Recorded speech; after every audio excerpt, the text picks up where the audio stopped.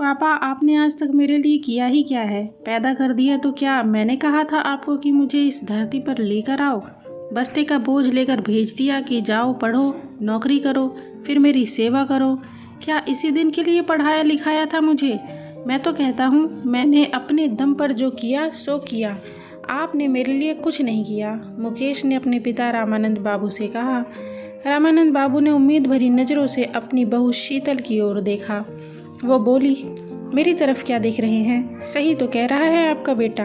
और अगर आपको इनके लिए कुछ करना ही था तो हॉस्टल में पढ़ाते, विदेश भेजते पढ़ने के लिए। पर नहीं, आपने तो सरकारी स्कूल में पढ़ाया और आप समझते हैं कि आपने बहुत किया है। अरे कर तो आपका बेटा रहा है जो आपको अपने साथ रख रहा है। चलो जी, इनके सपने भी मुंगेरी लाल के हसीन सपनों जैसे हैं। इतना कहकर दोनों मियाँ बीवी अपने कमरे में चले गए। बेटे बहू दोनों की बातें रामानंद बाबू के कानों में कील की तरह चुभ रही थीं। शाम को वह पार्क में बेंच पर बैठे न जाने किन ख्यालों में खोए थे। तभी उनके किसी मित्र ने कहा, रामानंद बाबू, आप किन ख्यालों में खोए हैं? तबीयत तो ठीक है ना आपकी?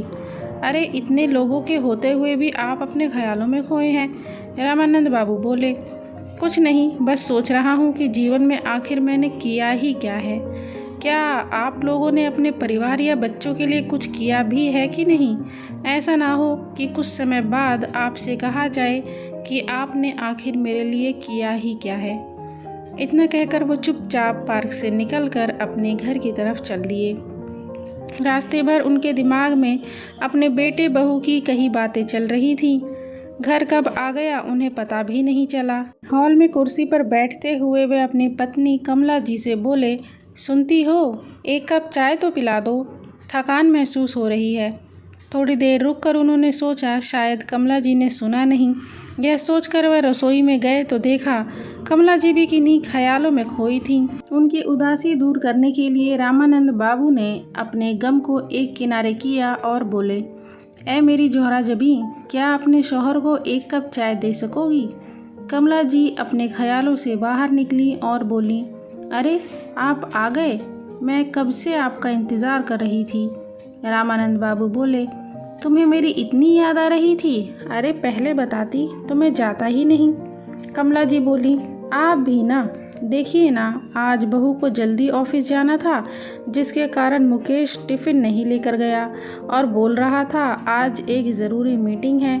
आप ऐसा कीजिए, ये टिफ़िन उसके ऑफिस तक पहुंचा दीजिए, कहीं वो भूखा ना रह जाए। रामानंद बाबू अपनी चाय भूलकर टिफ़िन ले अपने बेटे के ऑफिस जाने लगे। कमला जी ने सोचा, लगता है कल की बातें भूल गए हैं। अच्छा है, ऐसी बातों को जितनी जल्दी भूल जाएं उतना अच्छा है। एक पिता अपने बेटे के लिए जीवन भर चक्की की तरह पिसता रहता है, उसके बाद भी अगर बेटा ये कहे कि आपने मेरे लिए किया ही क्या है तो वह तो चुभेगा ही। पता नहीं कैसे मुकेश ने अपने पिता को ऐसे शब्दों से घायल किया कि आपने मेरे लिए कुछ नहीं किया। अरे बड़े शहर में एक घर ही बनवा लेते, आज मुझे इस खंडर में नहीं रहना पड़ता। आपसे तो इतना भी नहीं हो पाया। कमला जी अपने पति के खिलाफ एक शब्द भी सुनना पसंद नहीं करती थीं, क्योंकि उन्होंने उन्हें कष्ट भरी जिंदगी को बिताते हुए देखा है। वो आगे बढ़कर बोली, मुकेश, ये तुम क्या बोल रहे हो? अगर तुम्हारे पिता ने तुम्हारे घर बनवा कर नहीं दिया तो कम से कम तुम पर तुम्हारी बहनों की जिम्मेदारी भी नहीं छोड़ी। तुम्हारी पढ़ाई पूरी होने से पहले तुम्हारी बहन की शादी कर दी ताकि तुम नौकरी करो तो तुम पर किसी की जिम्मेदारी ना आए, और आज तुम ऐसी बातें कर रहे हो। मुकेश, मुझे तुमसे ऐसी उम्मीद नहीं थी। मुकेश बोला, पर माँ, मैंने उनसे यह सब करने के लिए नहीं कहा था। अरे अपनी बहन या दीदी के लिए उन्होंने जो किया सो किया। आज देखो वो सब पैसों में खेल रहे हैं। क्या आज वो मेरे मदद करने के लिए आगे आ रहे हैं या कह रहे हैं कि हाँ, आपने मेरे लिए इतना किया तो मैं आपके बेटे के लिए ये कर देता हूँ। मैं तो यही समझता हूँ कि आज मेरी जो भी दिक्कत है वो पापा की वजह से है। अपने पति के लिए ऐसे अपमानजनक शब्द सुनकर कमला जी की आंखें भर आई थीं। उन्होंने सोचा, जो पति आज तक अपने उसूलों पर जीता आया और अपने कर्तव्य का पालन करता आया, उसका बेटा आज उससे संतुष्ट नहीं है। वो बोली, बेटा मैं ये जानती हूँ कि मेरे पति ने अपने कर्तव्यों का पालन किया है। आज तक उन्होंने दूसरों से तो छोड़ो, अपने बेटे तक से 1 पैसे की उम्मीद नहीं की है।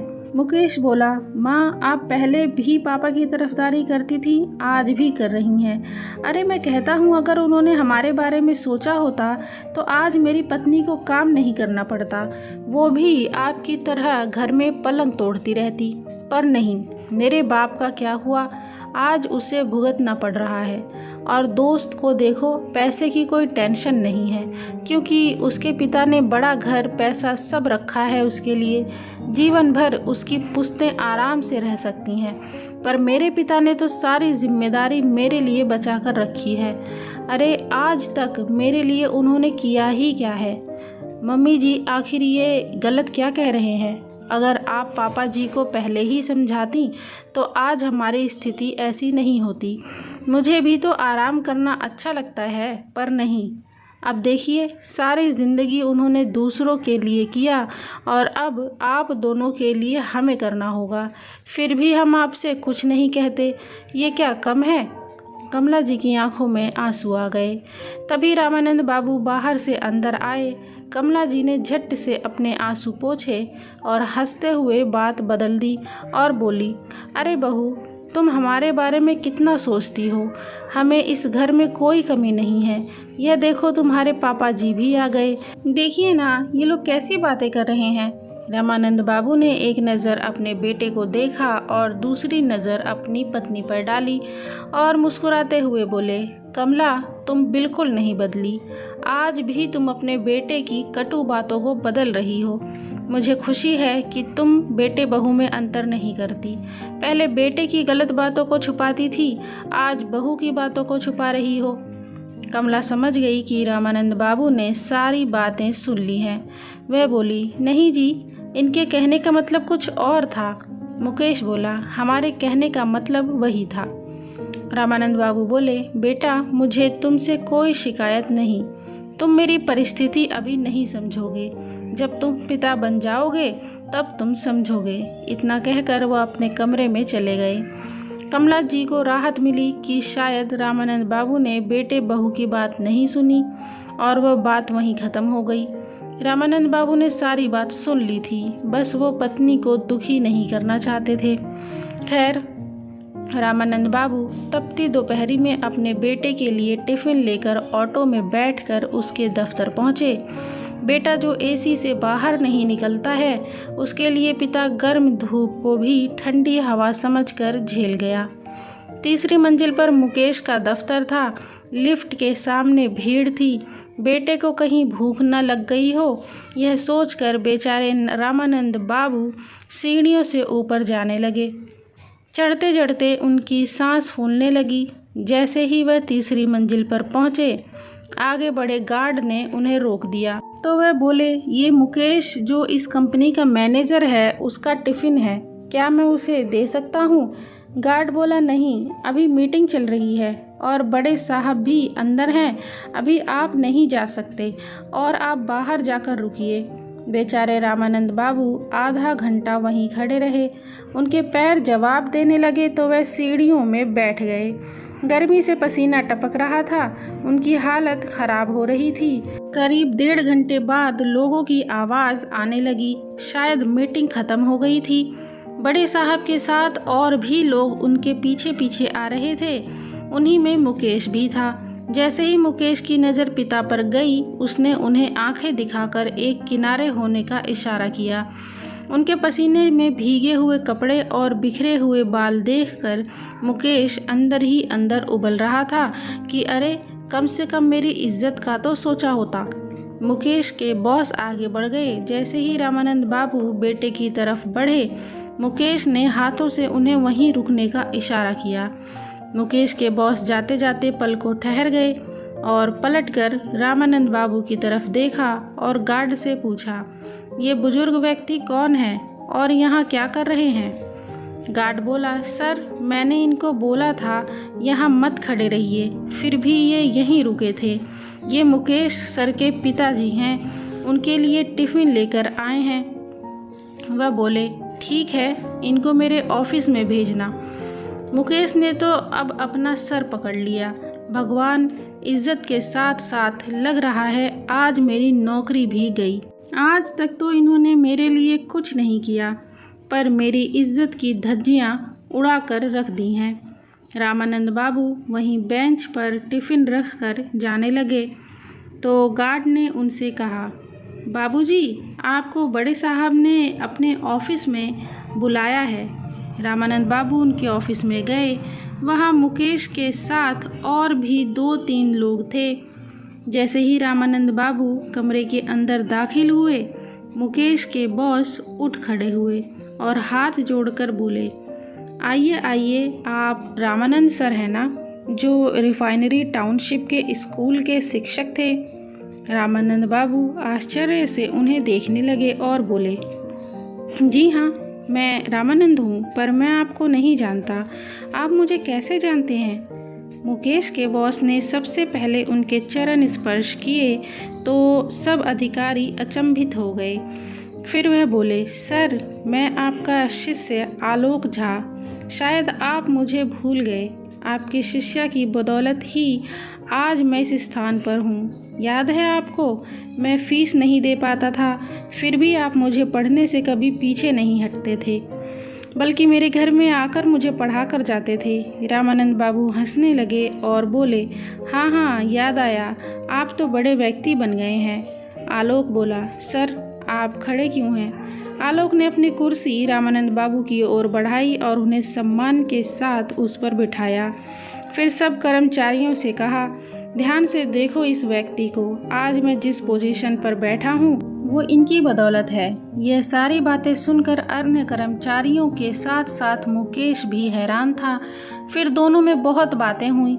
आलोक बोला, सर बताइए ना, मैं आपके लिए क्या कर सकता हूँ? मैं आपके लिए कुछ करना चाहता हूँ, क्योंकि आज तक आपने कभी गुरु दक्षिणा भी नहीं ली। रामानंद बाबू मुस्कुराते हुए आलोक के सर पर हाथ रखकर बोले, मेरी गुरु दक्षिणा यही है कि तुम लोगों में ज्ञान बांटते रहो और उन्हें अच्छी शिक्षा दे रहे हो। मुकेश अपने पिता को देख रहा था कि आज भी वह वही काम कर रहे हैं, न जाने सच्चाई का पुतला बनकर क्या हासिल कर लेंगे। रामानंद बाबू कुर्सी से उठे और बोले, बेटा, मैं तुम्हें पहले भी कहता था, आज भी कहता हूँ, समय बहुत कीमती है, उसे बर्बाद मत करो।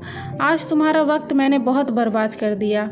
चलो अब अपना काम कर लो और खुश रहो। इतना कहते हुए रामानंद बाबू ने बेटे को टिफ़िन दिया और वहाँ से चल पड़े। जब घर आए तो उनके चेहरे पर प्रसन्नता थी, जिसे देखकर कमला जी को लगा कि शायद रामानंद बाबू ने बेटे को माफ़ कर दिया। उन्होंने पूछा, क्या बात है, आप बहुत खुश हैं? रामानंद बाबू बोले, जानती हो कमला, आज मुझे कौन मिला? याद है तुम्हें मेरा विद्यार्थी आलोक झा? वो मुकेश का बॉस है। जानती हो, वो मेरे लिए कुछ करना चाहता है। कमला जी हंसकर बोली, और आपने अपने स्वभाव के अनुसार उसे मना कर दिया होगा। रामानंद बाबू हंसने लगे। कमला जी बोली, आप बिल्कुल नहीं बदले। रामानंद बाबू बोले, मैं बदलना भी नहीं चाहता। मैं चाहता हूँ जब भी मैं अंतिम सफ़र में जाऊँ, इसी सादगी के साथ जाऊँ। इतना कहकर वो कपड़े बदलने चले गए। मुकेश ने अपनी पत्नी को फ़ोन करके सारी बात बताई। जब दोनों घर आए तो मुकेश गुस्से से लाल पीला रामानंद बाबू पर भड़क उठा और बोला, खुद को क्या हरिश्चंद्र समझते हैं? अरे मैं कहता हूँ आलोक सर आपके लिए कुछ करना चाहते थे तो कहते मेरा प्रमोशन कर देते या फिर आपको एक घर दे देते, पर नहीं, आपको तो सच्चाई का पुतला बनकर रहना है। अगर इतनी ही सच्चाई से जीना है तो अपने लिए कमाने का जुगाड़ लगाइए, क्योंकि अब मैं आपका बोझ नहीं उठा सकता। उस रात रामानंद बाबू बिना खाए ही सो गए। ये बात कमला जी को अच्छी नहीं लगी। सुबह होते ही वह शीतल से बोली, बहू, तुम मुकेश को समझाओ। शीतल बोली, क्या गलत कहा उन्होंने? सही तो कह रहे हैं। एक आदमी कमाने वाला और खाने वाले इतने लोग। अरे सच्चाई का पुतला बनकर घर नहीं चलता है। तभी मुकेश आया और पिता के लिए अनाप शनाप कहने लगा।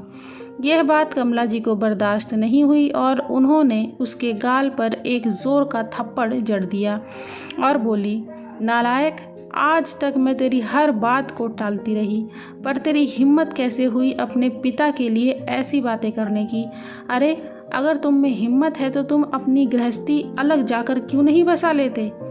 आखिर क्यों इस घर में रह रहे हो? मैं कहती हूँ अभी के अभी मेरा घर खाली करो। इस घर में मेरे पति के सम्मान की रोटी बनती है, जितना उन्हें मिलता है हम उतने में खुश रह लेंगे, पर तुम जैसे बच्चों के साथ अब मैं बिल्कुल नहीं रहना चाहती। पहली बार कमला जी की ऐसी आवाज़ सुनकर रामानंद बाबू भी बाहर आ गए। शीतल बोली, हाँ हाँ, आप लोगों के साथ रहना भी कौन चाहता है? अरे काम के न काज के, दुश्मन अनाज के। एक है कि खा पी कर बाहर घूमते रहते हैं और दूसरी है कि घर का एक काम नहीं करती और उल्टा हमें ही ज्ञान देती है। रामानंद बाबू बोले, बस बहू, बहुत हुआ। आज तक तुम लोगों ने मेरा अपमान किया, मैं सहता रहा, पर मेरे जीते जी मेरी पत्नी का कोई अपमान करे मैं बिल्कुल बर्दाश्त नहीं करूँगा। मुकेश, आज के आज तुम मेरे घर को खाली करो, वरना। मुकेश बोला, वरना क्या? क्या कर लेंगे? अरे आपकी औकात क्या है जो आप कुछ करेंगे? आज तक तो कुछ कर नहीं पाए, अब क्या करेंगे? आपकी धमकियों से मैं डरने वाला नहीं हूँ। रामानंद बाबू बोले, तुम देखना चाहते हो कि मैं क्या कर सकता हूँ? उन्होंने तुरंत फ़ोन उठाया और आलोक को फ़ोन लगाकर बोले, आलोक, तुम मुझे गुरु दक्षिणा देना चाहते थे ना? आज मैं तुमसे कहता हूँ, आज तुम्हारे गुरु का अपमान हो रहा है, वह भी तुम्हारे कर्मचारी के द्वारा। अब मैं सब कुछ तुम पर छोड़ता हूँ। फिर उन्होंने आलोक को सारी बात बता दी। घंटा भर भी नहीं लगा, आलोक ने मुकेश को दफ्तर बुलाया और सबके सामने उसकी ऐसी की तैसी कर दी और नौकरी से उसे निकाल दिया। 2 दिन में मुकेश को रामानंद बाबू का मकान छोड़ना पड़ा। दोनों पति पत्नी माफ़ी मांगते रहे, पर इस बार रामानंद ने उन्हें माफ़ नहीं किया और पुराने मकान को बेच दिया। उसी पैसे से उन्होंने नई सोसाइटी में 2 बेडरूम की घर लिया और अपनी संपत्ति से मुकेश को बेदखल कर दिया। आलोक अपनी तरफ से उनकी मदद करना चाहता था, तो रामानंद बाबू ने कहा, अगर तुम मेरी मदद करना चाहते हो तो मुझे कोई काम दिलवा दो, ताकि मैं खाली समय में कुछ करता रहूं। आज तक सम्मान की रोटी खाता आया हूं, आगे भी वैसे ही जीना चाहता हूं। आलोक ने अपनी दूसरी कंपनी में उन्हें बतौर एडवाइज़र की नौकरी दे दी। आज भी रामानंद बाबू अपनी कमाई खा रहे हैं, किसी पर बोझ नहीं है। एक वो दिन था और एक आज का दिन है। फिर किसी ने उनसे ये नहीं कहा कि आपने किया ही क्या है। दोस्तों, ये कहानी आपको कैसी लगी कमेंट में ज़रूर बताना और वीडियो को लाइक कर देना, चैनल को सब्सक्राइब करना बिल्कुल भी मत भूलना। और ऐसी नालायक औलादों से अगर आप कुछ कहना चाहते हैं तो कमेंट में हमें ज़रूर बताएं। तब तक के लिए विदा लेती हूँ, फिर मिलूँगी अगले वीडियो में। और वीडियो पूरा देखने के लिए धन्यवाद। Love you, bye, take care.